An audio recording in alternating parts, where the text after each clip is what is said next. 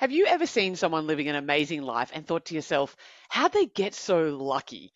If you are not currently living a life that's on your terms, a life by your design, then this podcast series is for you. This is the More Confidence with Luna Guy podcast. And in this special season, I'm going to be interviewing people who are living a life by design, living a life on their terms. And I'm going to find out once and for all if it is just luck or there's something more going on. Let's dive in.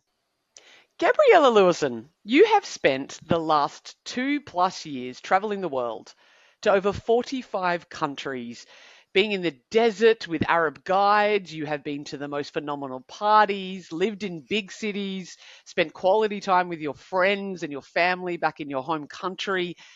And you've been doing that while having a very successful business. How'd you get so lucky?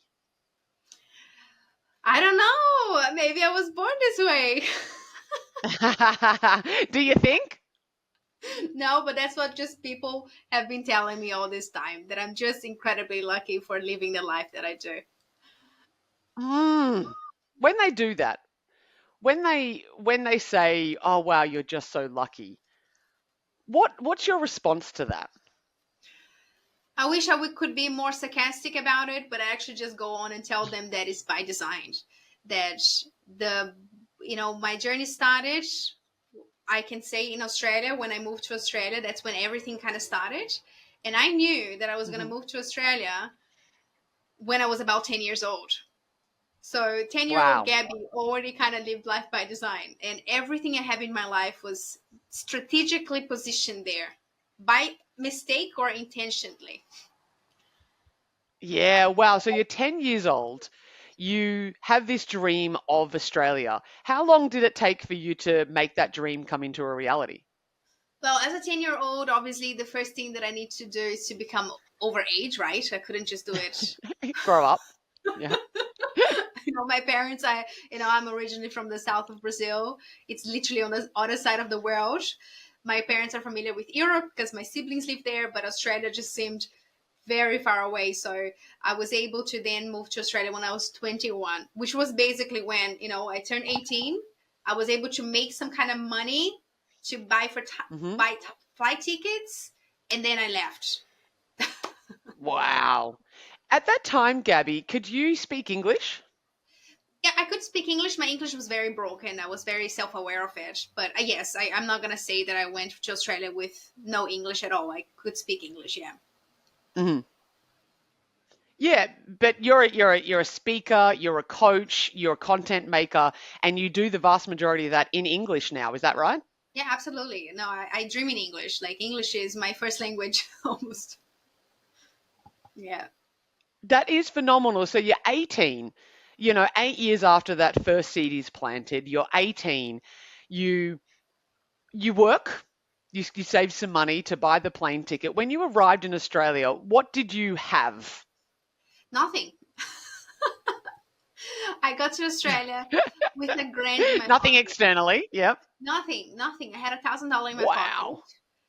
I know. I think I'm so proud of past Gabby because I don't think I would have the balls to do that these days. But I went to Australia with one Mm, ticket in and $1,000. And I got to Australia. I paid my bond for my accommodation, which then I think was, I had left maybe 500. And I lived, hmm. it took me 3 weeks, I think, to get a job. And then that's where everything started. Wow. And what was the job? Like, was it something that you love? Waitressing. Was it your passion? Yeah. What? So I was looking, in Brazil. Brazil is more like it's in third world countries. I think we don't have the close relationship to being a waitress, being a babysitter. Like if you are born in a certain family, you don't actually go below. It's different in America and Australia. So I actually had Right. no waitressing Mm, background. I had no customer service background. I've studied psychology and I worked as I was working like in a stationery shop, but I never actually served. Nothing. And I was trying to find a job. And I remember other Brazilians telling me, like, you have to lie. You have to lie in your resume. You're never going to get a job if you don't lie that you have waitressing mhm, experiences. So then I lied and I put there, oh, so mm. many years of waitressing. And then I got a job waitressing. And did you suck at it? Were you good at it? Like having never done it, what I was like? was How did that pay off? Very well, actually. They were that typical situation that a lot of immigrants go through. I worked in a cafe. I was paying below minimum wage, cash in hand. Hmm. The owners were awful. The Hmm. manager was even worse. But I was Wow. lucky that the majority of workers were immigrants, and my English was the best of Hmm. all of them. So they put me in the cashier. Okay. So my job Yep. actually was taking orders, and sometimes I would deliver, but it was taking orders. But I remember, like, in Brazil, you have a coffee, it's a coffee or it's coffee with milk. And in Australia, I remember having that screen, and it was like oat, cappuccino, 2 sugars, no foam, extra hot. I was like, how many fucking items can one have in a fucking coffee? And it was all background because Oh, I know, because the first thing I had to select was cappuccino. And then the person would say, "Can I please have a soy, yep. extra hot, 2 sugar, medium something, cappuccino?" And I'm like, fuck, cappuccino. Fuck, what's the milk? What's the sugar? So it took me a while. Actually, I learned so much Oh, English in that job. that, you would have. I'm laughing, Gab, because I'm one of those people. I am one of those people. So at my favorite shop, my favorite cafe, I will order a giant. It's not even on there. It's not even on the thing. It's not even something they sell. But I get a giant iced almond milk latte decaf with 2 sweeteners, and I get it in a milkshake sized container. The perfect English. I'm like, if there's the guy that knows me, I'll be like, "Can you just get Toby to serve me, please? Because that's way easier than explaining." So what was the vision then? You've found yourself in Australia. You've done it. That 10-year-old little girl's dream. You're 18. You save the money. You come over here with $1,000 in your pocket. You find a job after 3 weeks that's paying you some minimum wage. Was there a vision beyond that? To be totally honest, and just to correct you there, I was 21. Not that that's so important, but I actually Oh was yeah, you were 18 and then you saved for exactly. 3 years. Yeah, I was actually gotcha. struggling with a Yeah. mental. I was bulimic for 9 years, and when I went to Australia, Hmm. my household situation wasn't great. Like, not that I was on the street, but I was living with my mother, and we had a really bad relationship. Basically, it's not even her fault. Now as an adult, I see it all, but I was struggling with depression. I was struggling with bulimia. I was struggling with all the fucking Mm. struggles, anxiety, everything. And going to Australia was actually my way to get the most far away from the trigger, which was my Yeah. household, which was my childhood. So to be honest, in the Hmm. first my first year in Australia, I was on survival mode, just getting, Yeah. like, just finding stability. So that I was actually very, in that term, in that say, I would say lucky. I was very lucky that on the second weekend that I was in Australia, I met an amazing guy. He happened to be my ex. He's an Aussie guy, and Hmm. he's not a typical fuck boy from the Gold Coast. Like, he was a nice guy, and Yeah. he was everything I had never had in my childhood. He was very loving. He was very supportive. He Mm. was so patient. It's like the universe said, "Okay, let's send this that will balance her out so much." So in the first year, I was just trying to get by, to survive, to get money, to pay for my visa, because then we chose together that I would stay. Of course, I would pay for my own visa. I think that was ten grand on total that I had to pay for the Australian immigration in the first year. Yeah. So Wow. the first year, I was just Hmm. working 4 jobs. Like, I was Yeah. working my ass off to raise funds, Mm. and that was my goal. And then I think when I got my Australian residency, that's when I started getting more stability. That's when I actually then got myself a coach, a eating disorder coach, which Yep. and that's my whole story with coaching. Like, I had tried so many therapists, so many. I'm not gonna say they failed me, but just the system, just the old way of doing therapy failed. And this coach Mm. really, in 3 months, I was about 90% recovered in my eating disorder. And I think Wow. that's when, for the first time in my life, I was 25, I think, I started Yep. breathing. Because, up until that moment, my life was around, at my worst days, I was throwing up 17 times a day. Like, it's Wow, a Gab. whole Yeah. day around. your eating disorder. Your eating disorder Yeah. consumes you. It's like a a how do they say when plants take over other plants? Like it was a parasite. People thought that Parasite. it would Yeah, yeah, get yeah. me, The but it weed. was I was just there pretending. So after I recover from my eating disorder, oh my god, I exist. I have a life. I can think for myself. I have Mm, thoughts beyond food. Oh, I can have aspirations beyond being skinny, beyond wanting a healthy relationship with food. And that's when I could actually start dreaming and having a vision for myself. Because until this moment, my mind was fucked. yeah. Wow, Gab. I mean, there's so much in that, and you've mentioned a couple of like, oh, I got lucky because the other workers at the cafe when you first moved were also immigrants and you had the best English. You've said that, lucky to find that, not the Aussie, not the Gold Coast fuckboy. You were lucky. And it's interesting because, yeah, I think that there's some element of divine into like timing that comes into these things, but you have to be in the way of it. Hmm. When you think like when I like you wouldn't have met him had you not been on the Gold Coast. You wouldn't have been the best English speaker if you hadn't spent your years learning English. And when I hear about your struggles with your bulimia and how much it consumed you for so long and so profoundly, what was it that made you go, I want to heal? I like that moment before you got the coach. Yeah, What I made know you it. want to go down the path of getting better? I know exactly what it was. And it was Ooh. basically I was home and I was very depressed and I was cutting myself a lot to the point that my soul Hmm. partner, we were living together, he one day came to me in tears and he said, I cannot go to work knowing that you're here and you're cutting yourself. I don't know if I'm going to go to work and you're going to be dead by the time I'm back.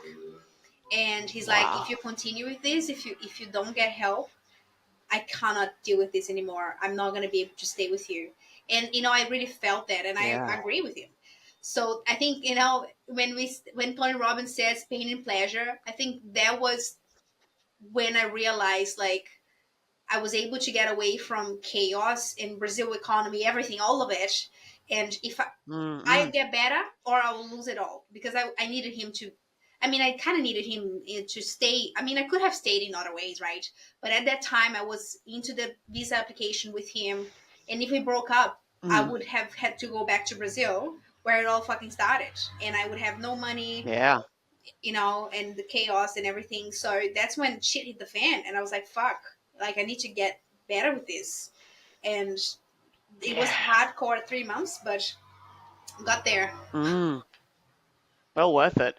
You'd said just then about your boyfriend at that time coming in and saying to you, and you said about pain and pleasure, Tony Robbins. Tell me what does Tony Robbins say about pain and pleasure? Well, he says that in life, if the amount of pain you have staying where you are, it's greater than the amount of pleasure you get by moving forward with your life.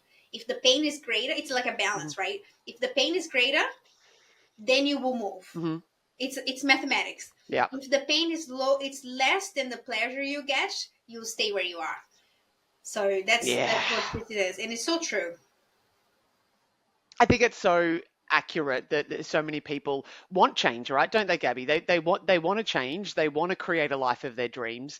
They feel stuck. They feel unheard. They feel maybe like you did back in Brazil. I don't know what to do. I'm mentally unwell. Even when you first arrived in Australia for those many years, you weren't thriving. You were just surviving. People are in that space, and until the pain of that outweighs the pain of change, because it is painful to change. It sounds like, your 3 months, you said it was intense, but it wasn't just the 3 months, it was the 5 years and the 7 years leading up to that point, seeing other therapists and doing kind of stuff. Until the pain of staying the same is worse than the pain of the change, you'll stay where you are. Absolutely. So that moment when boyfriend comes in and says, he amped the pain up, right? For you in Yeah. a lot of ways. All the way, all the So way up. then talk me, yeah, all the way. Yeah, yeah, yeah. It was like, I can't go back. I can't go back to Brazil. I can't do that. How old are you now, Gab? 29. 29. So 29, you're very accomplished coach in this world, right? You know, you're doing incredible things. You've got a bi-weekly business tips that do's called Lumiforia, which is absolutely amazing, teaching people how to do really in their lives, being able to be bold, because you're about authenticity, about boldness and abundance, and your mission is to help entrepreneurs conquer their fears and make a bigger impact in the business world. I know that you're passionate about having a deep level of understanding and a spiritual awakening, and you combine your coaching psychology with out of the box teaching methods. It's actually one of the things that drew me to you. You were my coach, and our time together absolutely transformed me. So highly recommend Gabriela Luersen to anybody who's out there who is my coach. Gabby has been one of them in my past. Incredible things. Part of the reason I loved what you did, Gabby, the way that you showed up on social media, is how real you were and how authentic you were. You know, there was no bullshit. I could really see that you lived this. What do you think has made you or allowed you to be so bold, not only in your own life, but in your business? I think I will give my parents credit for this. Both my parents are very Mm. ballsy. My dad especially. He's like a cowboy in this world. I say that. Yeah, right. Yep. Yeah, honestly, dad is in Portuguese. Fuck it, right? In Portuguese, we have a saying of putting the dick on the table when you're. I put my dick on the table when I put myself out there. Like, let's put the dick on the table. Then Yeah, I we say would say putting your balls on the line. Yeah, the same balls on deal. the line. Yep. In that case, I think my dad has the biggest fucking balls. Like, he's always been so ballsy, Yes. and he only had daughters, and he kind of never gate kept us from being like that, because he never gate Yeah. kept himself not to be like that with us. So he's always been super bold, and he's been bold with us, both me and my sister, Hmm. which I honestly I think and Mm. my mom's the same. Like, even though she's more old school submissive kind of vibe, she's ballsy as well in her own ways, and she's very determined, and she speaks Mm. up when she's really important for her. So I think it's probably comes with that. It's honestly genetics, because I know that not everybody's like this, but I do Mm. believe everybody can get there. How? Mind work, Yeah. obviously. Let me reframe it. If they want to, of course, I always say change is possible, but Yeah. change is hard enough. If you want to change, if you don't want to change, forget about it. But let's say I've had clients in Yeah. the past that, you know being out there, it's part of the business. You can be less or more, but you have to show up. You have to do a Zoom meeting, you have to do a webinar if you want to scale. Like, you have to show up. and Mm. and if you want to attract, I run on magnetic business structures with my clients. You have to be authentic. So maybe your authenticity, not your Luna, but say maybe someone's authenticity might not look like mine authenticity, might not look like your authenticity. It might mean something Yeah. completely different for them, but for them, that's ballsy, because being ourselves in a world where a lot of people aren't is a strong move. Oh, isn't it just? Isn't it just? And that mind work. I love what you said about change. It's that old joke that goes, how many therapists does it take to change a light bulb? Only one, but the light bulb has to want to change. Yeah, that's right. And I love it, right? Because when we do want to change genuinely, we will find a way to make that happen. This balls of steel that you talk about, Gab, question that I asked you in kind of, when we're talking off air and in bits and pieces in preparation, it was the skills and tools that, what are the skills and tools that you think that someone needs to live a life with purpose or a life on their terms? You said balls of steel, and you also said understanding what's ego and what's soul. Can you talk to me more about that? Yeah, this is very much into my methodology with my work. Basically, with my work, I have like balls. I have two sides of it. I have the Yep. psychological side Yep. of things, because I'm a psychotherapist. I've studied Mm-hmm. psychology my whole, since myself, I know myself as a person. And the other side, which is business. Mm-hmm. On the psychological side of things, I have a very different way of going on with things. For example, I don't believe that you can overcome all your limiting beliefs. I don't. Cool. I believe more into we are half angels, half soul, half ego. Obviously not 50-50, but you get it. Ooh. Like it's a mix because Yeah. we are flesh and blood and we're animals, yet we have the spirituality in us. So the flesh comes with ego, and the ego is not the Yeah. evil mean thing that you need to kill or you need to let go of, but your ego comes with an egoic agenda, and the egoic agenda comes with an Mm. egoic wound that was formed in your early years of your childhood, wound which you will replicate until the moment you're dead, if you're not aware of it and Mm. if you don't transcend it. Therefore, if you are Mm-hmm. not aware of your egoic agenda and you operate from your ego, your egoic wound, you will build a life that will remind you of everything you're not. Because through the eyes of the ego, Wow. there's always scarcity, and you will build a life based on dysfunctionality. Mm. I don't even know where to start. That was so beautifully put and so articulate. Thank you. And I think that everyone listening is going to get so much value out of that. I mean, that just piece alone is incredible. You had said about, you know, the ego's agenda and that you can't overcome all of your limiting beliefs. Do the limiting beliefs lie in the ego? Is that where they exist? Basically, in my theory, right? Like I'm not God, but in Mm. my theories, Yep. the ego, when we are kids and everything, there's an egoic rupture. There's something that ruptures our ego, and we can't escape from it. Hmm. And it can happen from our dad's side or our mom's side. So Freud was right. It's your parents' Hmm. fault, or the lack of them, right? So there's an Yes, egoic correct. wound. Yeah. There's a rupture of your ego that Uh-huh. creates a dysfunctionality, and it's Yeah. from this dysfunctionality Hmm. that you find all the limiting beliefs you have, all the senses of right or wrong. This is right, this is Hmm. wrong. Everything it exists, you build on the lenses of that want, because that want, Mm. basically the ego watches out for that because it tells you, it kind of dictates your life essentially. So what I mean by you Yeah. can't overcome all your limiting beliefs, because you, okay, what is that I'm doing in my life now? I'm having a business. Oh, I'm too ugly for camera. You overcome that limiting belief. Hmm. But if your egoic wound is, I'm not enough if I'm not successful, which is one of, there's 9 egoic wounds that has been shown in general for the existence, right? If one, for example, if I'm not successful, if whatever I produce, my kids, my business, my art, my life, if Hmm. whatever is that I produce My is not body. Yep. successful, Hmm. my body, I'm not worthy. So if that's your egoic wound, Yeah.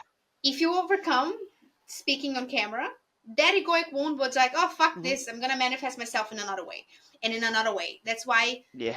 when people come to Lumiphoria, which is my business, we will work on understanding your egoic agenda, understand your psychic structure, so you can transcend it, because there's an antidote to it. Mm. Yeah. Yeah, and I suppose again, so much comes to mind there. The antidote to it. So if there's an egoic wound and we become aware of that, okay, cool. So we have sometimes similar stories in that sense of, like, for me, I always thought that, if I could just look a certain way, then I would be valuable. If I could just get skinny, then I would be loved. And that core wound of how I would describe it for myself is that I never felt seen. I never felt like I was enough. I didn't feel like I was valuable in the household. And the only way that I saw that I would be, particularly as a woman, was to look beautiful. And I associated beauty with being small, being skinny. So having that kind of awareness within myself, when I throughout the life, it kind of means that like it's still there. Mm-hmm. Like I'm aware of it. I'm aware that it's there within myself, yet it's not the thing that's in charge. Is that, like, is that what we're aiming towards? Like, does the wound ever heal? Does it stay there, do you think? Or do we just learn to adapt around it, Yeah, what's your thoughts on that? Yeah, knowing how evolved you are and self-aware of you are, and how much interpersonal intelligence you have, I maybe Mhm. you are able to keep ahead of it. And basically, Mm. just so you have a bigger picture, like when I work with a client, we map their psychic structure and their egoic agenda, because Mhm. it's like a web, and we all there's nine, we all have a little bit of the nines, but you have a main one, but you have Mhm. your secondary one and your third one. So it's almost like you borrow different things from different ones depending on what era of your life. So in terms of my in my business, for example, I have a lot of whatever I produce has to be successful, otherwise I'm shit. But there's also the element of me Yep. of being a perfectionist. If I'm not perfect, I'm shit, which is another wound. Mhm. I feel that wound in me in my personal life, but I don't feel it so much in my business. So that's what I'm talking about. Because sometimes the ego is so fucking sneaky that if you're not aware of the whole picture, Mm. It is. literally what it is, you will never be aware of Mhm. which side they're coming on. And if you ask me what's on Yeah. the other side of it, in what I believe, it's really the soul. It's the soul vision.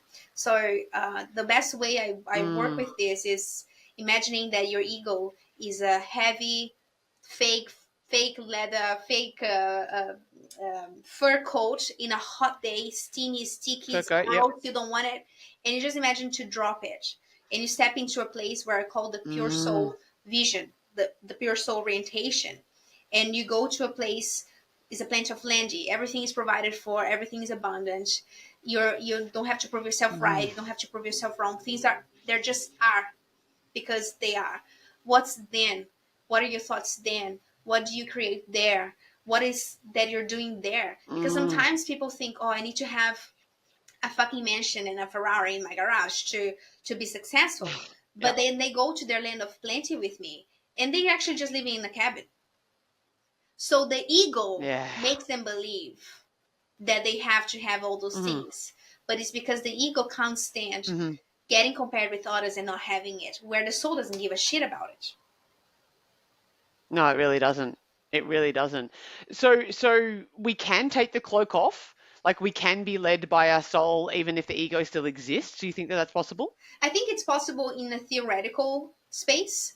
That's where you do it. And with the way Mhm. I work with daily embodiment choices. So after you map Yep. your ego, after you understand what your soul vision is, because we do that in session, then I give you a protocol. It's called the 555 protocol, where every morning you step into that soul vision, and then you step into your current reality, Mm. and then you create an action step to Mhm. embody and close the gap, which you're gonna work on that day. Yeah. Yeah, so it's from a soul, it's a soul Right. led rather than ego driven. And of Yep. course things will come up. The other day a friend of mine, told me something that annoyed me, and I was like, fuck you, bitch, and I was like, oh my god, that's my ego. But so we can kind of take the coat off, but we put it on Yep. back again. But it's being aware of it. Yep. Yeah. So it sneaks back on and what I'm hearing is that it's that conscious and deliberate decisions to move not away from the ego but to move into our soul. If we live from our soul, if we live from that higher vision of ourselves, the ego is still going to be like excuse me, excuse me, excuse me, and it's still going to be there having its say because it comes with the flesh suit. That's it. And so then the we'll continue to choose to live in our soul, and I feel like that's the choice. Is it fair to say that the ego is the default? Yeah, probably because of evolution. If we look into evolutionary psychology, the way we evolved, Mm, if the humans, let's put the humans, the homo sapiens that felt abundant, oh, we don't need to hunt and gather today because tomorrow we'll have plenty of food. They died because there was not plenty of food. yeah, We don't have to correct. worry about this There thing was that is not. in our leg. It's probably gonna go away tomorrow. No, the thing infected and they died. Only those that were absolutely 100% Yep. paranoid with what could go wrong survived, and Hmm. they are actually our ancestors. Yep. So then we come to this world today Mm, where we actually have, obviously not all the world, but if you're probably listening to this podcast, you have everything. You have a roof over your head, you have food. Maybe your ego doesn't like that you're living in a smaller house than the other, but you could well off live in the middle of Yep. nowhere and have a comfortable life. But you're still thinking about all the things that Yeah. could go wrong, hence your ego. So that's the ego. Mm. So yeah, maybe it is a default if you're not self-aware of it. Yeah, it kind of just takes over because that is our, as you say, the biological imperative of Exactly. survival. Totally. It's just keeping us that way. Tell me, Gab, what is a myth that you've noticed in the world currently? Like when you look out into society right now, what kind of behavior patterns and maybe myths that you're looking at right now that that is keeping people stuck? I think it's the belief that that's for others, not for me. Again, I'm very mindful. Yeah. Someone that studies sociology as well. Of course, Mhm. people that are living in slums in India, like, no, for them it is for others, not for them. Like you have to have.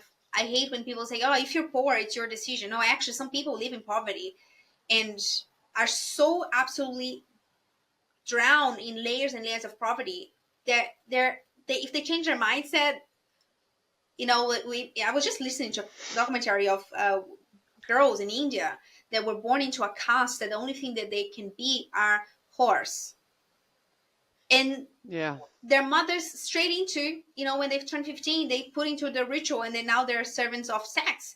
Those girls, I Yeah. there's no myth, they don't have a choice. But so I after Yeah. saying that, for people like us, someone is what listening to this Mhm. podcast, anyone that has access to a fucking iPhone or a mobile, is Yep. that's for other people, Yep. not for me. Yeah. Yeah, I really love the distinction there.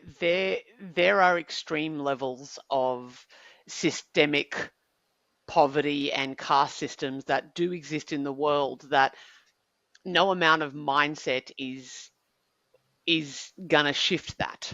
Hmm. What do you think that's about? Like maybe from a spiritual perspective, you know, for someone to be trapped in that kind of environment.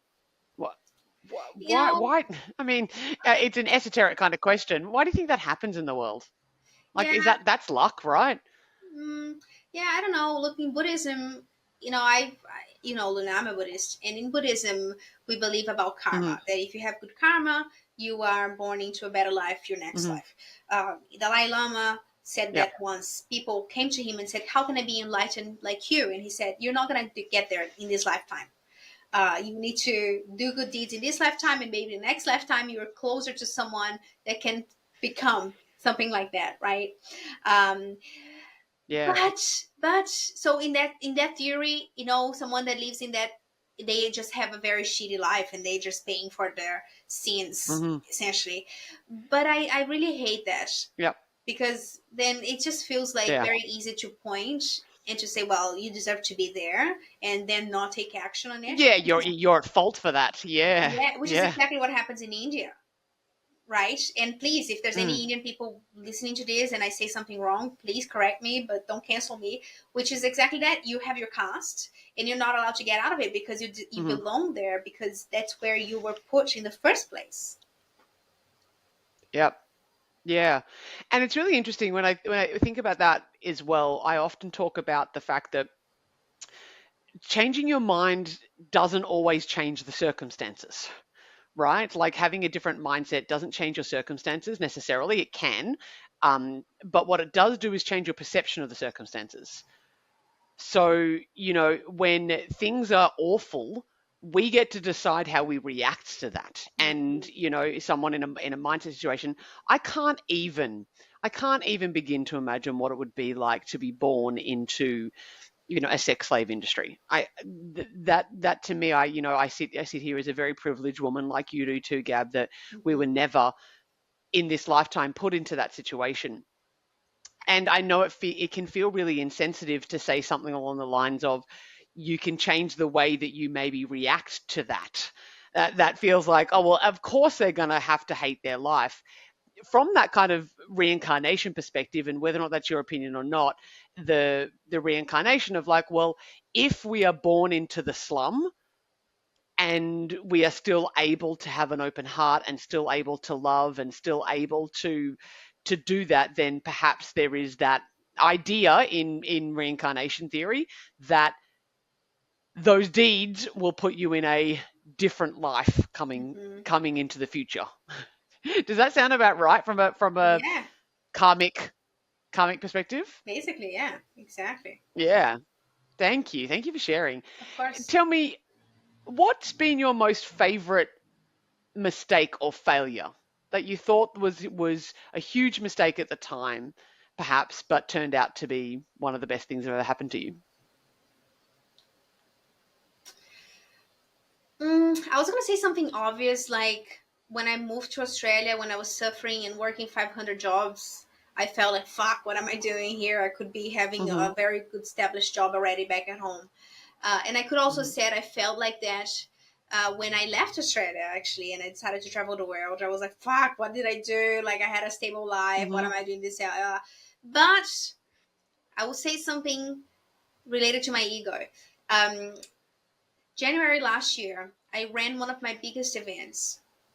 Mm-hmm. And I still don't know what kind of mistake I did, but it's the whole thing kind of feels like a mistake. We had like over 400 people enrolled into an event, Yep. and it so happened that um, only one person showed up to the event. Wow. That those numbers. That's I mean that's a huge attrition, right? Yeah, so we did have technical issues in the first day that we launched, uh, and then we had to run it again in another day 1 week later, but still does not justify um, the numbers, like, right, as Mm-hmm. you know, the standard, like at one person, like, and of course I didn't sell anything from there. It was one of the months that I spent the most with traffic and a team, um, Mm-hmm. and I thought that the whole thing was a mistake, and it actually was a mistake. uh, but that mistake led me to actually discover this whole work that I'm doing right now with the ego, because Wow. I had to fucking eat that fail so bad. Everybody was watching me. Everybody knew it was my biggest event. I was here. I wasn't just hiding in Australia anymore. I was here. My Yeah. family knew about it. Everybody knew about it, and I just failed, and I Mm. just flipped it because my ego couldn't take it. So I just Yeah. told all my staff to go, and I actually closed my social media for 2 months because I couldn't take Mm. it. I felt like I was doing collective, so like an online suicide, and Yes. I was like, Yeah. fuck this shit. I don't know what I'm gonna do with my life, but I don't want this anymore. But it wasn't my soul; it was my ego, because I couldn't stand failing, especially not in front of others. And at the time, I felt like it was such a mistake. Like, that's when I felt the most like I should have never left Australia, because I had a really, really good traction there, and blah blah blah. And I Mm-hmm. had all this like, what am I doing with my life? I suck. I'm so stupid. Why did I do this? Because I have Yep. changed the strategy. Why did blah, blah, blah. But in those 2 months, it was also, I mean, long story short, but I also spent one of those months with my grandmother, and she happened to get Mm-hmm. very sick when I was with her. She's fine now, but she nearly Mm-hmm. died on me. I was the only one with her. She nearly died on Mm-hmm. me. So then I kind of was able to see this death so close, and my little Mm. ego, like, all right, no, I didn't get any sales, so me, I hate, and I was like, whoa. And I think that's when everything spiraled with the ego, and I started learning more and more about it and getting more resources around it, which Mm. then, that's when Lumiphoria, which is the business these days, that's when Lumiphoria was born. And Wow. that is now with Lumiphoria, because before it was Empowering Female Minds, now within Mm-hmm. Lumiphoria, I can say that because of that, my ego shattered. I shattered. I shattered for Yeah. the first time. Like, I was shattered. I was Yeah. able to, my soul was able to come out through those cracks. And now with Lumiphoria, Holes. Yeah. I Through can the say that fragments. I have today a very good lifestyle. I have very Hmm. good mental health with my business. I'm making money, but I also know my boundaries with my business. I don't drive myself to the ground anymore. I'm creating great Yeah. impact. I feel energized. Before I was like, oh fuck, I have to create this. Like now I feel energized. And I can say, with my soul vision, I'm very much there. And it only was able to Mm. happen because of this ego shattering that I had, which at the time I thought it was the biggest mistake I have done in my life, changing the strategy, but Mm. I see how that was almost part of my involvement, my evolution on this earth to kind of, because I was so, Mm. here's what it is, Luna. I was so shattered. And to be totally honest, I even thought about like make beaming myself up, unaliving me. Like I was so down. I was really, really, really down. But I came to Yeah. a point Yeah. where I meditated and I asked my guides, like, okay, I know that I came to this earth. Can I just come back? Like, am I actually gonna go to hell if I just hang myself? That was the vibe. Yeah. And they said, no, Yeah. like you can do whatever you want to do. And that green card was like, oh, I can hang myself. Like I'm allowed. And I kind of Yep. I had planned, and actually in these 2 months that was part of the plan. I went off social media so no one would know about it, and I would spend 1 month with my Hmm. grandma so I could see her one last time, and then I would actually go to the farm with my dad because there's plenty of trees there, and I Yeah. was like, he's a fucker anyway, he can deal with it. I'm such Yep. an idiot. The Yep. ego made us all up. And I was so shattered, and I was facing this choice of like ending it all. Look, don't Mm. get me wrong, maybe I would have never done it, but I was forced to Yeah. see value on myself. Because if I Yeah. didn't see value in myself for just being, because I had just Mm. failed at everything that I thought I could have possibly failed, I would have done it. Or maybe not, but that's Yeah. another story. For my heart, I would have done it. And that's when I was like, oh my God, I'm worth it.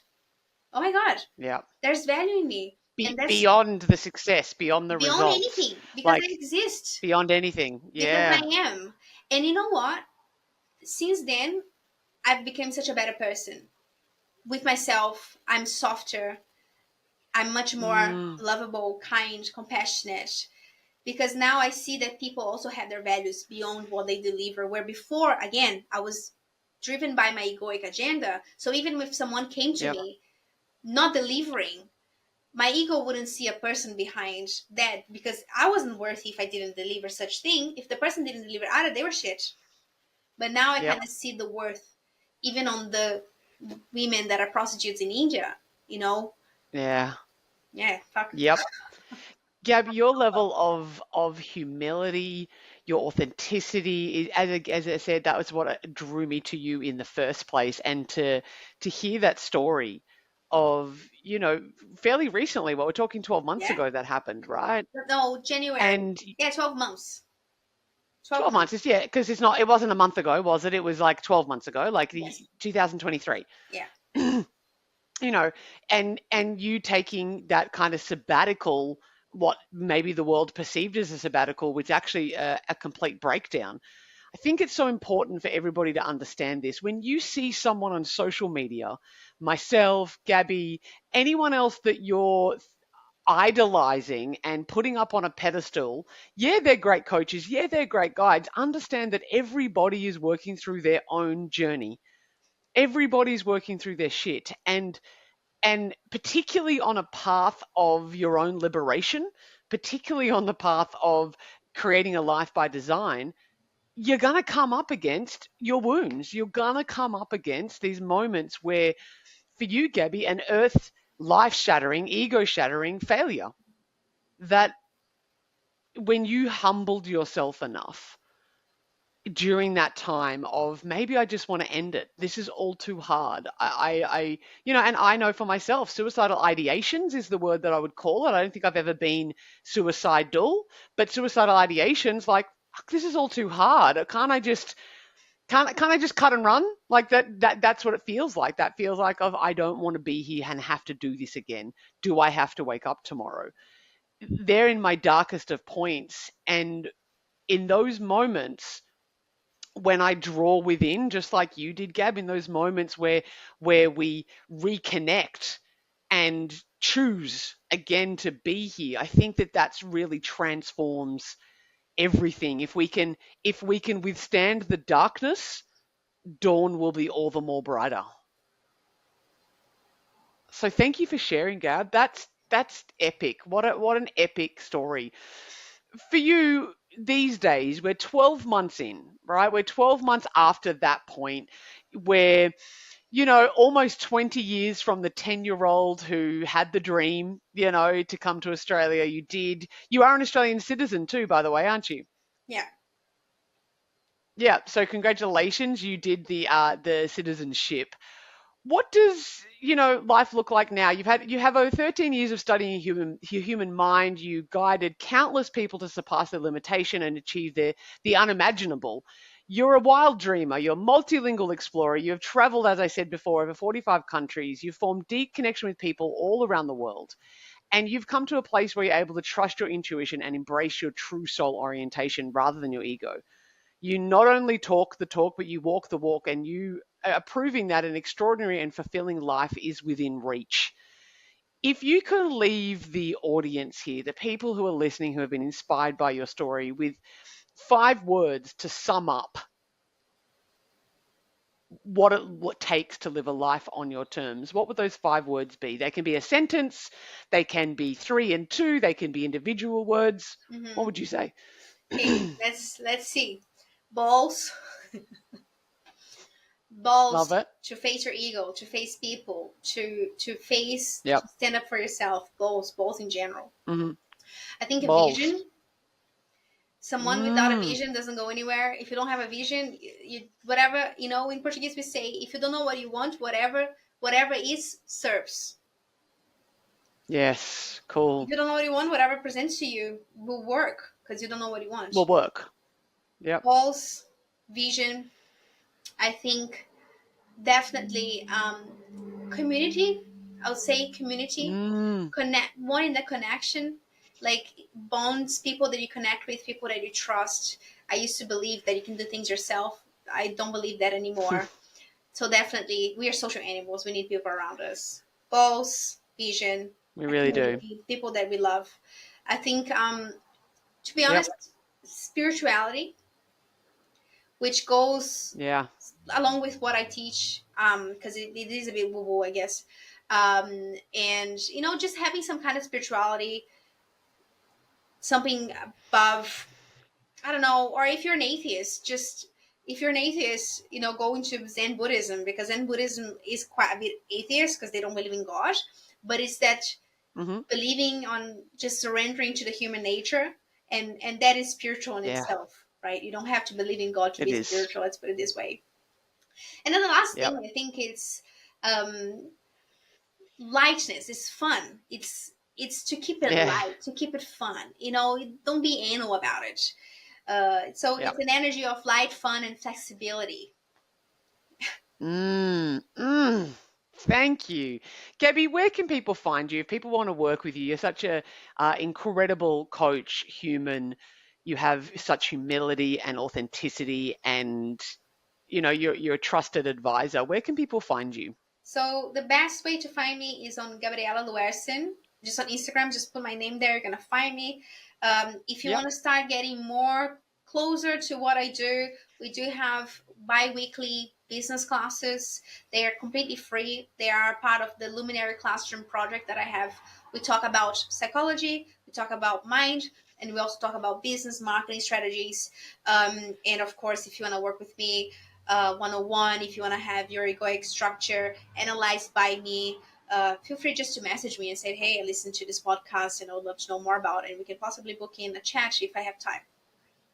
Fabulous. I love that. I love that. So I'm going to put all the details of how to get in touch with Gabriela Luersen in the show notes.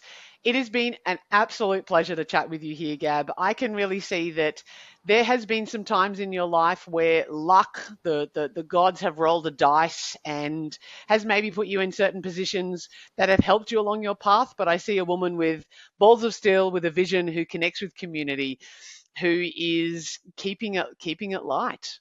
And I thank you for your time. Thank you so much, Gab.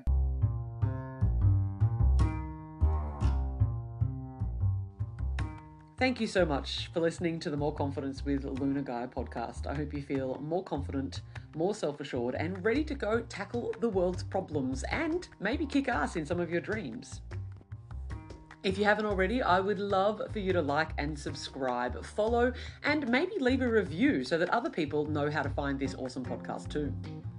If you're wanting to sink your teeth into something even more juicy, my #1 best-selling book, Perfectly Imperfect, Your Complete Guide to Loving Yourself and Loving Your Body, is now available on all good bookstore sites, both in print, digital, and I narrated it for Audible as well. If you think that coaching or maybe one of my courses is for you, why not head to www.moreconfidence.com.au and get in touch and see if we can talk. And of course, you can find me all across the social medias. That's Facebook, Instagram, TikTok, Twitter, YouTube, which is where you're probably listening now, or maybe even here on the podcast platform. Sending you big love and wishing you a beautiful day.